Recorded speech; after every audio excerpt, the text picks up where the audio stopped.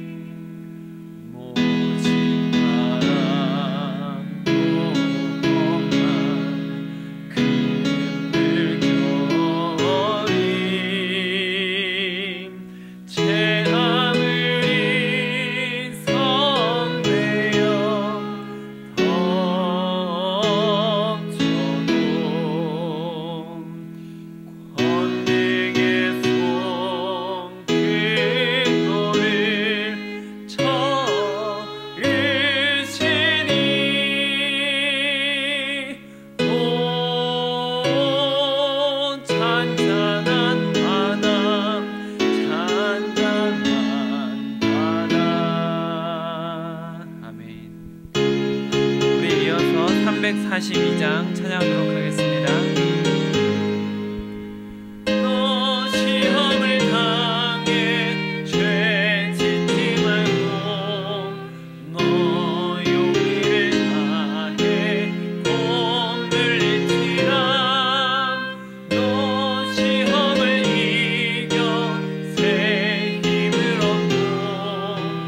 주 예수를 믿어 늘 승리하라.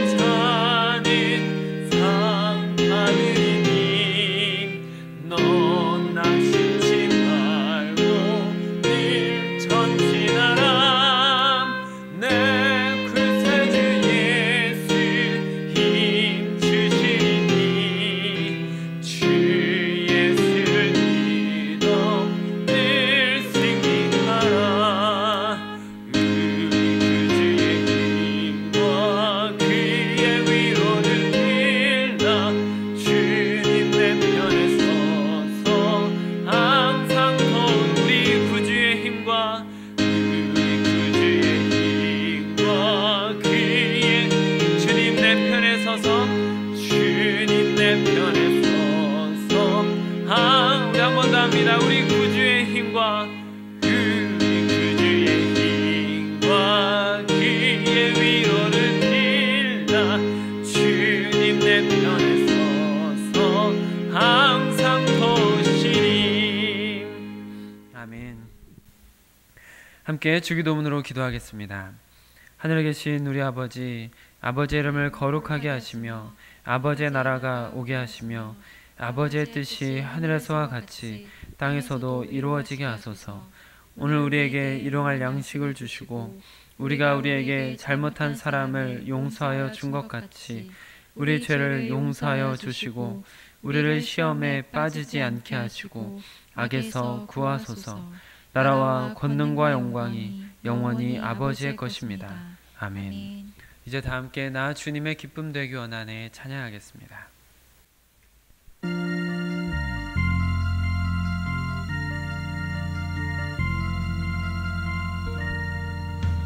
나 주님의 기쁨 되기 원하네. 내 마음을 새롭게 하소서. 새 부대가 되게 하여 주사. 주님의 빛 비추게 하소서. 내가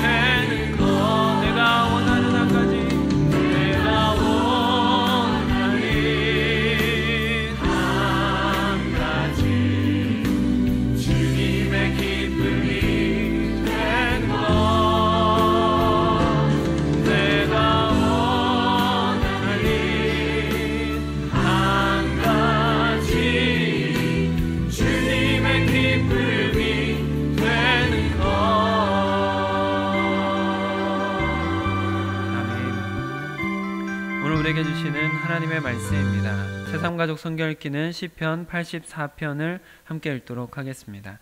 오늘 큐티 말씀은 마가복음 9장 9절로 13절 말씀입니다. 신약 성경 68쪽 주3 큐티 177쪽에 있습니다. 마가복음 9장 9절로 13절 말씀을 저와 여러분이 교독으로 보시고 마지막 절은 함께 읽도록 하겠습니다. 그들이 산에서 내려올 때에 예수께서 경고하시되 인자가 죽은 자 가운데서 살아날 때까지는 본 것을 아무에게도 이르지 말라 하시니 그들이 이 말씀을 마음에 두며 서로 문의하되 죽은 자 가운데서 살아나는 것이 무엇일까 하고 이에 예수께 묻자와 이르되 어찌하여 서기관들이 엘리야가 먼저 와야 하리라 하나이까. 이르시되 엘리야가 과연 먼저 와서 모든 것을 회복하거니와 어찌 인자에 대하여 기록하기를 많은 고난을 받고 멸시를 당하리라 하였느냐.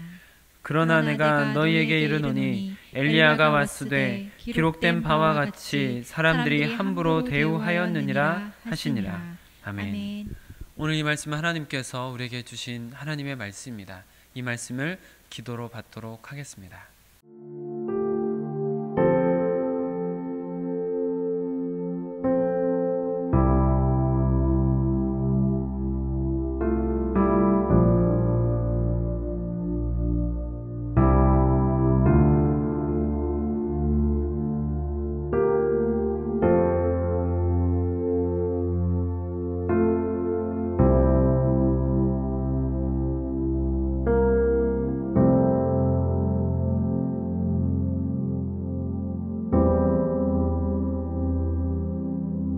임마누엘의 하나님, 지금 우리와 함께 하심을, 또한 주님께서 우리의 삶의 주인 되심을 인정합니다. 하나님께서 우리의 삶의 주인 되심을 인정하는 주의 백성들이 오늘 주님 앞에 섰사오니 하나님께서 우리 안에 영육 간의 강건함과 회복이 일어나는 귀한 시간이 될 수 있도록 허락하여 주시옵소서. 주님 앞에 하루를 맡기며 시작하는 귀한 시간입니다. 이 시간 주님께서 친히 말씀하시고 성령으로 깨닫게 허락하여 주시어서 오늘도 주님께서 가르쳐 주시는, 인도하시는 길을 걸어가는 주님의 백성들 될 수 있도록 허락하여 주시옵소서. 우리 주 예수 그리스도의 이름으로 기도드립니다. 아멘. 오늘은 주신 본문 말씀을 중심으로 고난받는 인자라는 제목으로 말씀을 나눌 때 하나님의 은혜가 우리 모두에게 임하시기를 축복합니다. 오늘 본문 말씀은 예수님께서 산 위에서 변모하시는 모습을 제자들에게 보여주신 후에 산을 내려오면서 제자들과 나눈 이야기가 기록되어 있다라는 것을 볼 수가 있습니다. 어제 말씀을 같이 나누었던 것과 같이 변화산 위에서 예수님께서는 예수님의 몸이 변화하는 것을 보여주셨고 모세와 엘리야를 만나는 것을 보여주셨고 하나님의 음성을 제자들도 들을 수 있도록 허락해 주셨습니다. 이것을 통해서 제자들에게 앞으로 예수님을 따라서 자기 십자가를 짊어지고 가야 하는 사람이 여러 가지 어려움을 겪을 수 있겠지만 그러나 결국에는 경험하게 될 영광스러운 미래에 대해서 보여주신 것이죠. 그러나 전혀 경험해보지 않은 미래에 대한 이야기들에 대해서 제자들이 온전히 다 깨닫는다라는 것은 무리였을 것 같습니다. 그래서 제자들은 변화산에서 내려오면서 수군거리면서 토론을 했다라고 오늘 본문에 기록하고 있는 것이죠. 그런 제자들에게 예수님께서는 경고를 먼저 하십니다. 9절 말씀을 같이 읽어보겠습니다. 시작. 그들이 산에서 내려올 때 예수께서 경고하시되 인자가 죽은 자 가운데서 살아날 때까지는 본 것을 아무에게도 이르지 말라 하시니. 아멘. 지금 제자들이 본 사건은 혼자 경험한 것이 아니죠. 여러 제자들이 함께 보았기 때문에 확실히 일어난 사실입니다. 그러나 이 사건을 경험하지 않고 듣는 사람들에게는 완전히 거짓말처럼 오해가 생길 여지가 있기 때문에 일단 예수님께서는 아직 때가 아니기 때문에 말하지 말라라는 것을 경고하시는 것을 볼 수가 있습니다. 더군다나 이 사건을 직접 경험한 제자들조차 당시에는 이 사건에 담긴 의미를 온전히 다 깨닫기 어려운 상태였습니다. 그렇기 때문에 10절과 같이 죽은 자가 살아난다는 게 도대체 무슨 이야기인가와 같은 궁금증이 있어서 이야기를 나누고 있었던 것이죠. 10절 말씀을 읽어보겠습니다. 시작. 그들이 이 말씀을 마음에 두며 서로 문의하되 죽은 자 가운데서 살아나는 것이 무엇일까 하고. 네, 우리는 10절 말씀을 읽으면 바로 이것이 예수님의 부활을 예언하시는 것이다 라는 것을 우리는 알 수 있습니다. 그러나 제자들은 그렇지 않다는 것이죠. 우리는 부활의 증인들을 통해서 예수님께서 부활하신 사건을 이미 알고 그 사건을 이미 알고 있는 상태로 본문 말씀을 보기 때문에 이해가 조금 더 쉽겠지만 당시 그 제자들의 입장에서는 예수님께서 죽은 자 가운데서 살아난다라는 이 말을 도저히 이해하기 어려운 것 중에 하나였을 수 있습니다. 특히나 이스라엘 백성들, 특히 이제 바리새인을 포함한 유대인들은 부활에 대해서는 믿음이 있었거든요. 그러나 메시아가 부활한다라는 부분에 있어서는 그들은 예수님이 말하는 것을 온전히 받아들일 수 없었습니다. 왜냐하면 그들이 생각하는 메시아는 죽는 존재가 아니기 때문이죠. 부활은 죽음을 전제하지 않습니까? 죽어야지 부활이 있는 건데 그들이 기다리던 메시아가 죽는다라는 것을 감히 상상조차 할 수 없었던 믿음이 그들에게 있었기 때문에 예수님께서 이 부활에 대한 이야기를 할 때 제자들도 이해하기 어려웠을 것이다 라고 우리는 충분히 생각할 수 있습니다. 그래서 제자들도 계속해서 어려워하고 궁금해하는 것들을 볼 수 있고 결국엔 제자들이 모든 부활 사건까지를 경험하고 난 후에야 이 사건들의 이 의미를 깨달아 가지고 이제 글로 기록해서 우리가 볼 수 있게 된 것이죠. 그들은 직접 십자가 또 부활 사건을 경험하기 전까지는 오늘 본문 말씀이 참으로 이해하기 어려운 일들이었을 것입니다. 제자들뿐만 아니라 당시 제자들이 지금 이런 상태였다면 예수님께서 계속해서 가르치시고 여러 가지 보여주시는 사건들을 통해서 직접 경험하고 있는 중에도 제자들이 이렇게 이해하기 어려웠다라면 당시 유대인들, 보통 사람들이 이해하기는 훨씬 더 어려웠을 것이죠. 그래서 메시아라는 존재가 죽게 되고 다시 부활할 것이다 라는 이 이야기를 일단은 예수님께서 부활하기 전까지는 제자들에게 비밀로 하라라고 경계를 하고 있는 것을 우리가 볼 수 있습니다. 자, 그래도 여전히 제자들에게는 궁금한 것들이 남아있기 때문에 예수님께 궁금한 것들을 여쭈어 보는 것을 보게 됩니다. 11절 말씀을 같이 읽어보겠습니다. 시작. 이에 예수께 묻자와 이르되 어찌하여 서기관들이 엘리야가 먼저 와야 하리라 하나이까? 네, 제자들이 이렇게 물어봅니다. 예수님께서 메시아라는 것이 변화산 사건을 통해서 더 명확하게 제자들에게 느껴지기 시작했습니다. 아주 신령한 것들을 보고 하나님의 음성까지 들었으니까 예수님이 메시아다라는 부분에 있어서 굉장히 큰 확신이 생기기 시작했을 것입니다. 그런데 제자들이 믿고 있었던 메시아 상과는 모순이 일어나는 부분들이 느껴졌기 때문에 지금 제자들이 이렇게 질문을 하는 것이죠. 성경에는 메시아가 오기 전에 엘리야가 온다라고 예언을 하고 있기 때문입니다. 제 아내도 큐티 말씀을 미리 읽어보면서 도대체 왜 이렇게 엘리야가 자꾸 나오는지 모르겠다 이런 이야기를 하더라고요.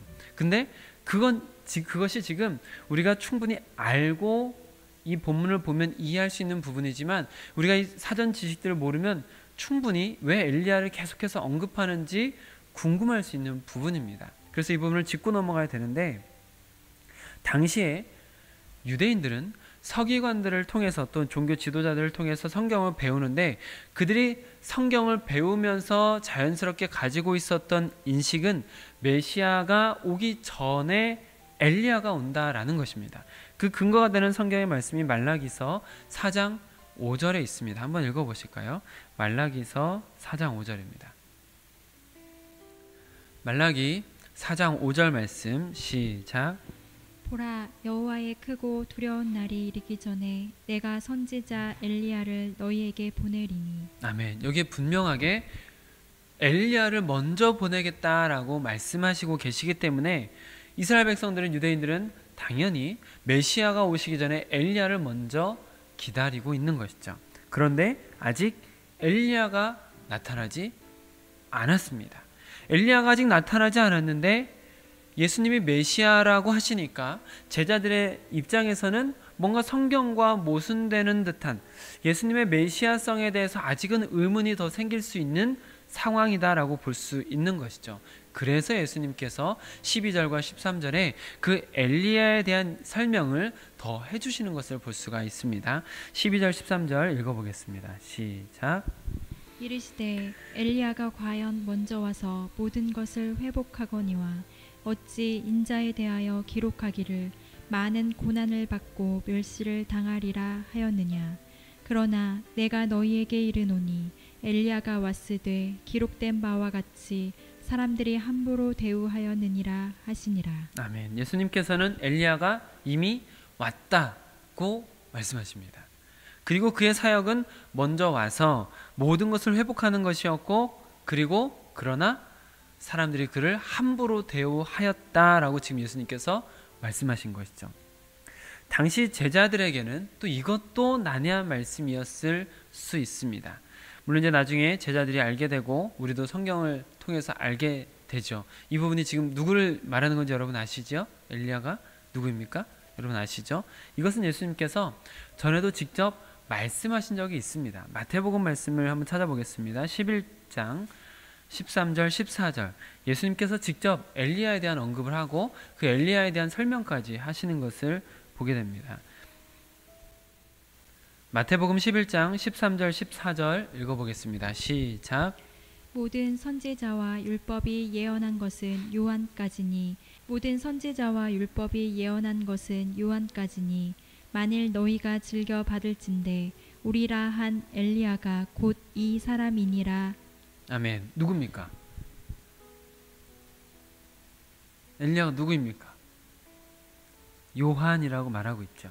예수님께서 요한에 대한 이야기를 하신 다음에 그가 오리라 한 엘리야다라고 분명하게 말씀해 주고 계십니다.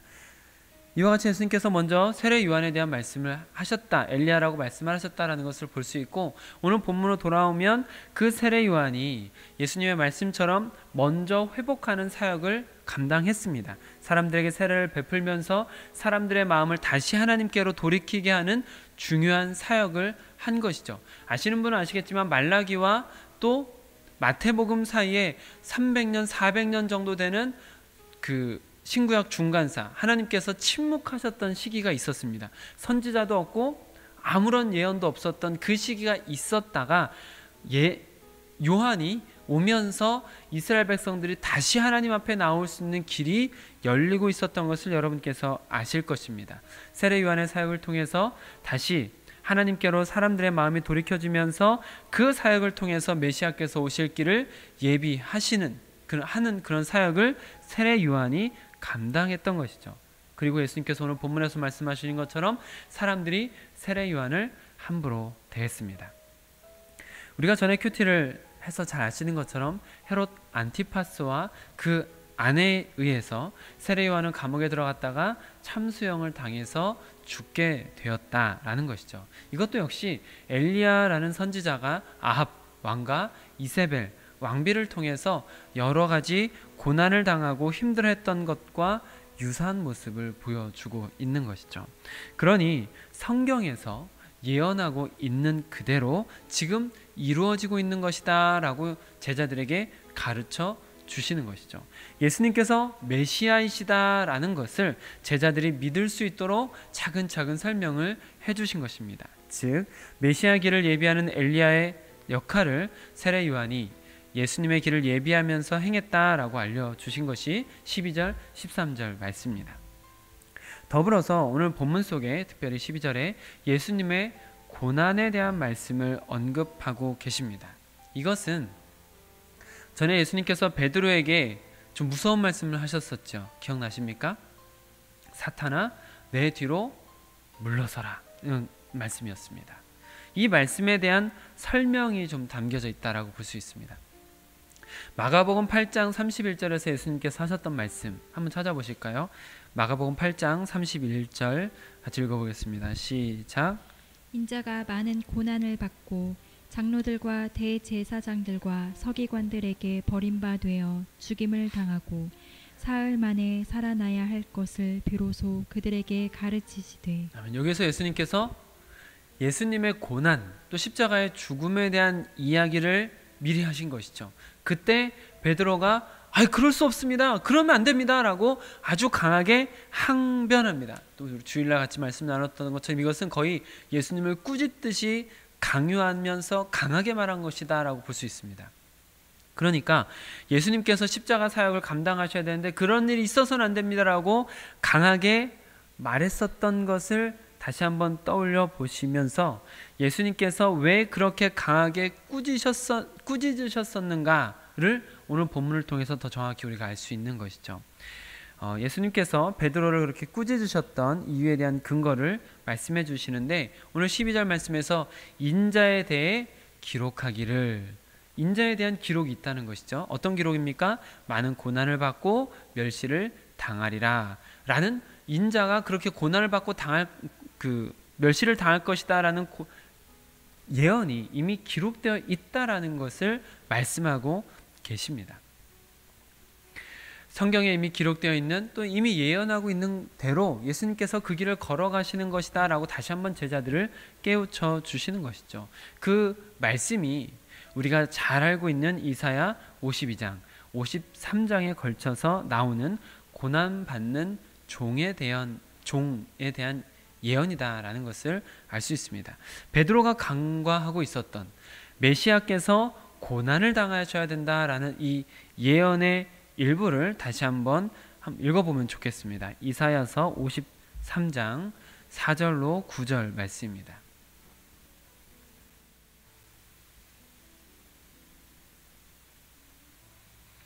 이사야 53장 4절로 9절 말씀을 저 여러분의 교독으로 보겠습니다. 그는 실로 우리의 질고를 지고 우리의 슬픔을 당하였거늘 우리는 생각하기를 그는 징벌을 받아 하나님께 맞으며 고난을 당한다 하였노라. 그가 찔림은 우리의 허물 때문이요 그가 상함은 우리의 죄악 때문이라. 그가 징계를 받음으로 우리는 평화를 누리고 그가 채찍에 맞음으로 우리는 나음을 받았도다. 우리는 다 양 같아서 그릇 행하여 각기 제 길로 갔거늘 여호와께서는 우리 모두의 죄악을 그에게 담당시키셨도다. 그가 곤욕을 당하여 괴로울 때에도 그의 입을 열지 아니하였음이며 마치 도수장으로 끌려가는 어린 양과 털 깎는 자 앞에서 잠잠한 양같이 그의 입을 열지 아니하였도다. 그는 곤욕과 신문을 당하고 끌려갔으나 그 세대 중에 누가 생각하기를 그가 살아있는 자들의 땅에서 끊어짐은 마땅히 형벌받을 내 백성의 허물 때문이라 하였으리요. 그는 강포를 행하지 아니하였고 그의 입에 거짓이 없었으나 그의 무덤이 악인들과 함께 있었으며 그가 죽은 후에 부자와 함께 있었도다. 아멘. 여기에 지금 분명히 메시아가 고난받을 것, 또 죽음, 무덤에 대한 이야기까지 나오고 있는 것을 볼 수가 있습니다. 베드로가 이 말씀을 마음에 잘 간직하고 있었다면 예수님께서 십자가 순환에 대한 예고를 하셨을 때 메시아께서 그 성경의 예언대로 가시는구나라고 베드로가 생각을 했겠지만 이 부분을 모르고 메시아는 왕과 같이 권세 있고 강하고 죽지 않을 것만 같은 메시아로서 생각했기 때문에, 당시 유대인들이 그렇게 생각한 것처럼 그렇게 생각했기 때문에 예수님의 고난과 죽음에 대해서는 받아들이기 힘들었다라고 볼 수 있었던 것입니다. 그래서 예수님께서는 변화산에서 예수님의 신성을 제자들에게 명확히 보여주시면서 그런 예수님께서 신성을 보여주셨지만 메시아로서 감당해야 할 일이 있다라는 것을 분명히 말씀하시고 고난과 또한 십자가의 죽음에 대한 것까지 제자들에게 미리 가르쳐 주시는 것이죠. 사랑하는 성도 여러분, 오늘 본문 말씀만 우리가 묵상을 하다 보면 이 말씀이 참 난해하게 느껴지고 왜 이런 이야기를 하시는가 라고 우리가 좀 어려울 수도 있습니다. 그러나 어제 말씀과 같이 이어서, 그리고 그 전에 주일 말씀과 쭉 이어서 8장과 9장으로 이어지는 이 말씀들을 연속성 상에서 같이 본다면 변화산에서 보여주신 그 사건들, 또 제자들에게 하는 이 이야기들이 결국에는 그 제자들을 깨닫게 하기 위한, 또한 우리를 위한 예수님의 배려라고 볼 수 있는 것들이죠. 보험으로 인해서, 깨달음으로 인해서 준비할 수 있게끔 예수님께서 차근차근 그들을 인도해 가시는 것을 볼 수가 있습니다. 결국 이 사건들을 통해서 예수님께서 우리에게 보여주시는 것은 사건이 일어나기 전에 이미 십자가와 부활에 대해서 명확한 하나님의 계획이 있었고 예수님께서는 그 길을 걸어가시는 중이시다라는 것을 계속해서 나타내고 알려주고 계셨다라는 것입니다. 실수하지 않는 하나님께서 정확하게 예수님의 길을 인도하셨고 또 제자들은 그걸 보면서 깨달을 수 있는 것들이 있었던 것이죠. 역시 실수하지 않는 하나님께서 우리 모두의 삶의 길을 인도하시되 하나님의 계획 속에서 가장 선하고 가장 바른 길로 우리에게 각자에게 가장 적절한 길로 인도하신다라는 것을 믿으시길 바랍니다. 그러니 우리가 제자들처럼 지금 이렇게 말씀을 깨닫기 어렵거나 영적인 세계를 온전히 보지 못하고 힘들게 느껴질 때도 있고, 때로는 신앙에 있어서 의심이 들거나 흔들릴 때가 있기도 합니다. 뿐만 아니라 삶을 살아가면서 견디기 힘든 고난이 우리에게 닥쳐오기도 합니다. 그러나 오늘 예수님께서 계속해서 제자들에게 보여주시고 깨닫도록 인도하시는 것처럼 십자가의 사건 이후에 부활의 영광이 있듯, 십자가의 고난 이후에 부활의 영광이 임했듯이 우리에게 있는 이 힘든 시기들을 지나서 하나님께서 가장 선하신 길로, 하나님의 계획대로 우리에게 임할 하나님의 영광을 기대하시며 오늘도 묵묵히 그리스도인답게 살아가시기를 축복합니다. 기도하겠습니다. 아버지 하나님, 예수님께서 변화된 모습 또한 그에 대한 여러 가지 해설들로 인하여 제자들이 하나님의 말씀을, 또 하나님의 계획을, 예수님께서 하셨던 말씀들을 깨달아 알 수 있도록 인도해 주심을 보게 하시니 감사드립니다. 또한 이 말씀을 통하여서 우리도 영적으로 아직 침침하고 어둡고 잘 깨닫지 못하고 어리숙한 모습이 있다 하더라도 하나님께서 가장 적절한 길로 우리를 인도하시며 깨닫도록 하실 것이며, 또한 우리의 삶 가운데 어려운 일이 있고 힘든 고난이 있다 할지라도 십자가의 고난 이후에 부활의 영광이 있듯이 우리에게도 예비된 영광스러운 하나님의 임재를 기대하며 이 길을 걸어갈 수 있도록 허락하여 주시옵소서. 모든 성도들에게 하나님께서 성령으로 함께 하시어서 깨달을 수 있는 은혜를 주시고, 그 깨달음으로 인하여 지금의 고난들을 넘어 부활의 영광을 바라보는 영의 눈이 활짝 열리고, 그리하여 삶 가운데 미리 승리의 기쁨을 선취하는 자들 될 수 있도록 허락하여 주시옵소서. 우리 주 예수 그리스도의 이름으로 기도드립니다. 아멘. 오늘은 우리가 함께 기도할 때 우리 청주 새삼교회를 위해서 기도하시면 좋겠습니다. 만남 있는 예배를 드리며 간증 있는 성도가 되어 지상 명령을 성취하는 제자 공동체가 되어가도록 기도하시길 바랍니다. 또한 우리 동역자들을 위해서 같이 기도하시면 좋겠습니다. 특별히 큐티 생활을 통해서 날마다 말씀과 기도로 무장하고 시작해서 예수 그리스도의 이름으로 승리하는 하루를 살아가고 하나님께 영광 돌리며 하루를 마무리하게 하소서 하고 같이 기도하시면 좋겠습니다. 오늘 큐티 말씀 붙들고 기도하실 때에는 우리로 하나님의 말씀을 더 잘 깨달아 십자가 넘어 부활의 영광을 보게 하소서라고 같이 기도하시면 좋겠습니다. 오늘도 빛 되신 주님 안에서 더욱 빛나는 여러분들이 되시기를 축복합니다. 아멘. 예수